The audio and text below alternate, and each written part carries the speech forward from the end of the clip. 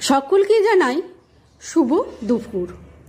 আজকে দুপুরে আমি খাবারে বানিয়ে ফেললাম ভাত, আর রেখেছিলাম ফুলকপি, গাজর, বিনস, আলু দিয়ে একটা ভাজা।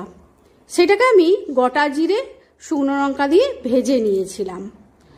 আর সাথে ছিল ডিম দিয়ে আলু দিয়ে মাখা, কাঁচা লঙ্কা পেঁয়াজ ভাজা দিয়ে ডিম দিয়ে আলু দিয়ে মেখে নিয়েছিলাম।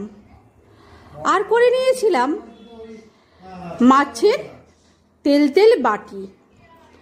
বড় বড় মাছের পিসকে আমি বাটিতে তেল করে বাটি বানিয়েছিলাম।